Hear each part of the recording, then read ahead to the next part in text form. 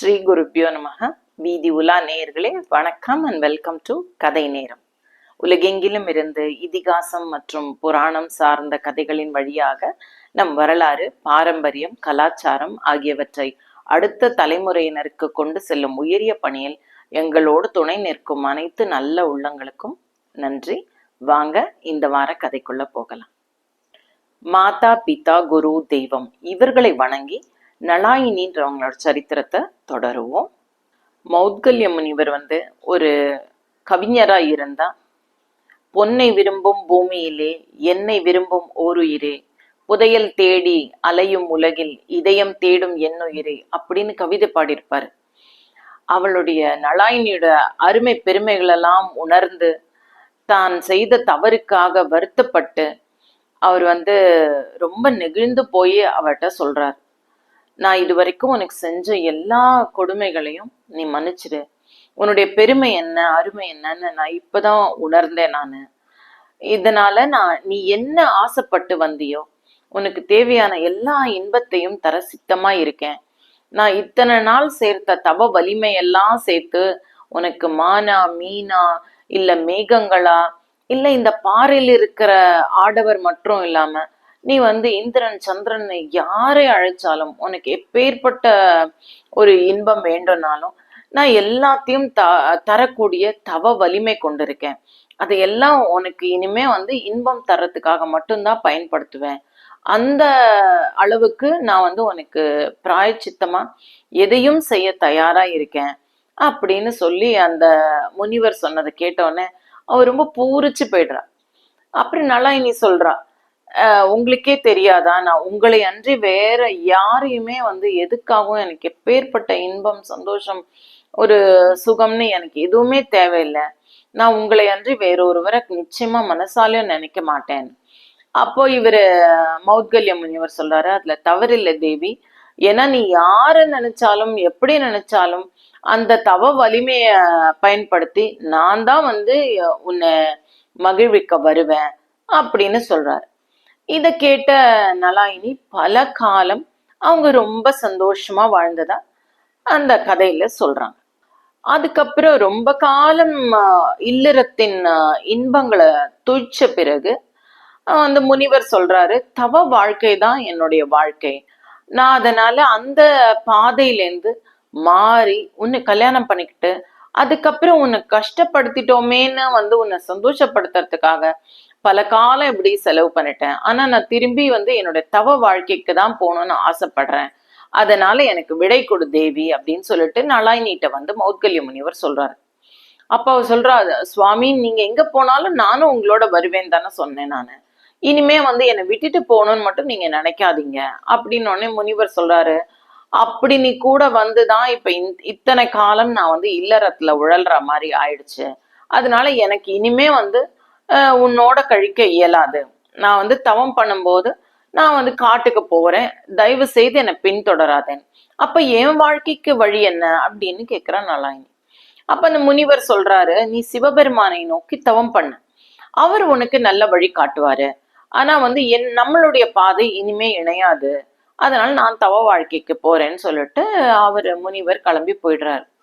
அப்போ இந்த நேரத்துல திரும்பி ஊருக்கு போக விரும்பாத நலாயினி அவ சிவன் மேல கடுமையான தவம் பண்றான். அந்த தவத்தின் பயனாக சிவபெருமான் அவ முன் தோன்றார்.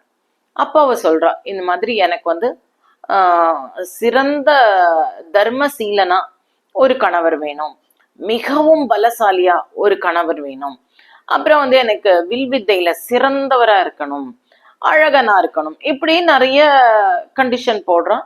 சுவாமி தந்தோம், உனக்கு இந்த மாதிரி சிறந்தவர்களா இருக்கிற 5 கணவர்கள் வருவாரு அப்படின்னு சொல்லிட்டு, ஆனா இந்த ஜென்மத்துல இல்ல அடுத்த ஜென்மத்துல கிடைப்பாங்க அப்படின்னு சொல்லிட்டு மறைஞ்சிடறாரு. அவ 5 குணாதிசயங்களும் 5 திறமைகளும் இல்ல 5 சிறப்பான ஆடவர்களை கேட்கல, 5 குணங்களும் இருக்கிற ஒரே ஆடவரை நினைச்சுதான் கேட்டா. இந்த நலாயினியோட கதை மகாபாரதத்துல எங்க வருதுன்னா, இந்த பஞ்ச பாண்டவர்களை திரௌபதி மனம் முடிக்கும் போது அவ வந்து நிறைய சர்ச்சைகள் வருது.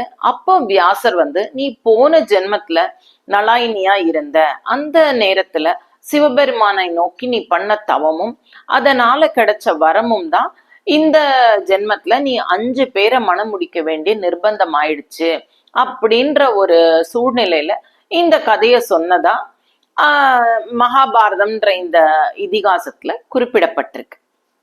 இதுதான் நலாயினியோட அதிகம் அறியப்பட்ட ஒரு கதையா இருந்தாலும் அறியப்படாத கதையா வந்து ஒரு சுவாரஸ்யமான ஒரு கதை இருக்கு. அது என்னன்னா, இந்த நலாயினியும் மௌத்கல்ய முனிவரும் ஒருத்தரை ஒருத்தர் புரிஞ்சுக்கிட்டு சந்தோஷமா வாழற அந்த கடைசி பகுதியில இந்த முனிவர் வந்து சொல்றாரு, நீ யார சொல்றியோ அவரா மாறி நான் வந்து உன்னை கூடுவேன் அப்படின்னு சொன்னதன் பிரகாரம் அவ ஒவ்வொரு பேரா சொல்றாளே தவிர வெகு நாட்கள் பொறுத்தும் மௌத்கல்ய முனிவரோட பேரை அவ அழைக்கவே இல்லை. அவருக்கு அது ஒரு பெரிய ஆதங்கமா இருந்தது.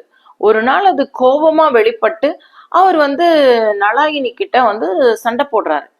உனக்கு நீ எல்லாம் ஒரு பத்தினி, நீ வந்து சூரியனையே நிறுத்திட்டு அப்படி இப்படின்னு சொல்லிட்டு நீ வந்து கணவன் பேரையே கூப்பிடாம நீ வந்து வேற எல்லா மாந்தர்களையும் கூப்பிடுறியே, அந்த ஆடவர்களை கூப்பிடுற, ஆனா என் பேரை நீ ஒரு நாள் கூட சொல்லல அப்படின்னு சொல்லிட்டு அவர் கோவப்படுறாரு. அப்போ நலாயினி சொல்றா, சுவாமி நீங்க தானே சொன்னீங்க இந்த மாதிரி என்ன வந்து எந்த காலத்திலயும் எனக்கு உண்மையில விருப்பம் இல்லாதனால என்னை இளமைக்கு தேடலாம், என்னை என்னைக்குமே கூப்பிடக்கூடாது, என்னை அது வரைக்கும் நீ துன்புறுத்த கூடாதுன்னு நீங்க தானே சொன்னீங்க. அதனாலதான் நான் உங்க பேரை கூப்பிடல. நீங்க தான் சொன்னீங்க நான் வந்து நீ யார கூப்பிட்டாலும் என்னோட தவ வலிமையால நான் தான் வருவேன்னு. இப்ப நீங்களே கோவப்படுறீங்களேன்னு இப்படி உங்க 2 பேரோட வாதம் பிரதிவாதம் எல்லாம் முத்தி போய் ஒரு சமயத்துல அந்த முனிவர் வந்து கோவப்பட்டு நலாயினிய சபிச்சுறார். மௌத்கல்ய முனிவர் வந்து சொல்றாரு, நான் உன்னுடைய எந்த வாதத்தையும் ஏற்க தயாரா இல்லை, நான் வந்து உனக்கு சாபம் கொடுக்குறேன், நீ உலகத்தின் தலை சிறந்த ஆடவன், ஒருத்தர் இல்ல 2 பேர் இல்ல, நீ 5 பேரை கல்யாணம் பண்ணிக்கிட்டா கூட நீ வந்து திருப்தி அடையவே மாட்ட, நீ 6ஆவதா ஒரு ஆளை வந்து நினைச்சு ஏங்கிக்கிட்டே இருப்ப, நீ உன்னுடைய இந்த தேடலுக்கு வந்து ஒரு நிறைவே வராது. அது மட்டும் இல்லாம உனக்கு இந்த மாதிரி சூரியனையே நிறுத்திட்டோன்ற அந்த ஒரு திமிருவ இருக்குல்ல, அந்த ஆணவத்திற்கு நீ 5 மனம் முடித்தவள்னு சொல்லிட்டு எல்லாரும் உன்னை தூத்துவாங்க. சரித்திரத்திலேயே இந்த மாதிரி வந்து பலரை மணந்த பெண்ணனா உன்னதான் எடுத்துக்காட்டா சொல்லுவாங்க. அந்த மாதிரி நீ வந்து கேவலப்படணும் அப்படின்னு சொல்லி கோபத்துல சபிச்சுறார்.